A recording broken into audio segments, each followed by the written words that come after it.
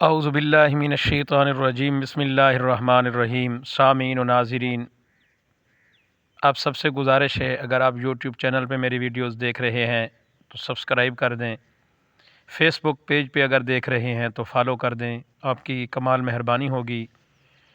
اسلامی سٹوریز کے متعلق اچھی سے اچھی معلومات آپ کو روزانہ کی بنیاد پر میری ویڈیوز ملتی رہیں گی۔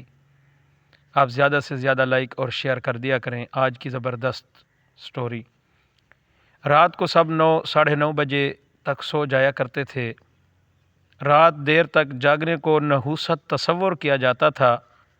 صبح اذان کی آواز کانوں میں گونجتی تھی اور اس کے بعد گھر یا ہمسایوں کے مرغ اذان دیا کرتے تھے۔ گھر میں درخت موجود ہوتا تھا اور صبح صبح چڑیوں کے چہچہانے کی آواز کانوں کو سنائی دیتی تھی۔ گھر کے تمام مرد نماز پڑھنے مسجد چلے جاتے تھے اور یوں دن کا آغاز بہت جلدی ہو جاتا تھا۔ دوپہر میں اکثر گھروں میں روٹی بنائی جاتی تھی اور ساتھ انار دانہ یا پودینہ یا ٹماٹر اور اسی طرح پیاز کی چٹنی بنائی جاتی تھی۔ اس کے بعد نماز ظہر کا اہتمام کیا جاتا تھا اور پھر تھوڑی دیر کے لیے آرام کیا جاتا تھا۔ گھر میں دادا دادی کے وجود کو تمام لوگ رحمت سمجھایا کرتے تھے اور ان کا کہا ہوا حرف آخر ہوتا تھا، یعنی کہ جو وہ کہہ دیتے تھے اس کو تمام لوگ حرف آخر سمجھتے تھے۔ محلے داروں کے دکھ سکھ سانجھے ہوتے تھے اور کسی بارات یا فوتگی پہ اتحاد کا جذبہ دیکھنے کے قابل ہوتا تھا۔ نہ کوئی بیرا ہوتا تھا اور نہ ہی شادی حال۔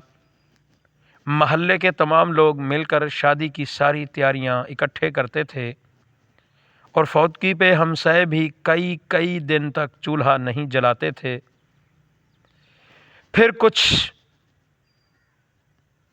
ایسے بدلا، دیواریں اونچی ہونا شروع ہوئیں، درخت ختم ہوئے، پرندے اڑ گئے، مرغ پولٹری فارمز میں چلے گئے اور دیواریں اتنی اونچی ہو گئیں کہ مسجد کے لاؤڈ سپیکر کی آواز بھی کم آنے لگی۔ ایک وقت میں کئی کھانے کی ٹیبل کی زینت بننے لگے۔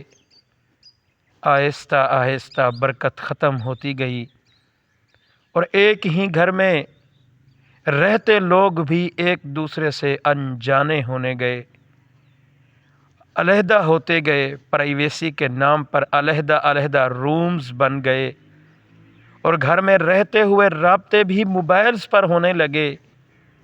شادی ہالز اور مارکیز میں ہونے لگیں اور محلے میں فوتگی پر بھی منہ دھکانے کی رسم چل نکلی۔ دوستو، 30 سال کے اس سفر میں ہم نے سب کچھ کھو تو دیا لیکن پایا کچھ نہیں۔ دوستو، یہ ویڈیو انسان کو جھنجھوڑ کر رکھ دیتی ہے۔ آج سے 30 سال پہلے ہم کس طرح ایک دوسرے سے محبت کیا کرتے تھے۔ ایک ہی گھر میں رہنے والے آج ایک دوسرے سے انجان بنے بیٹھے ہیں۔ کسی کو کسی کے دکھ کا سکھ کا پتہ بھی نہیں ہے۔ اللہ ہم سب کو ایک دوسرے سے پیار و محبت نصیب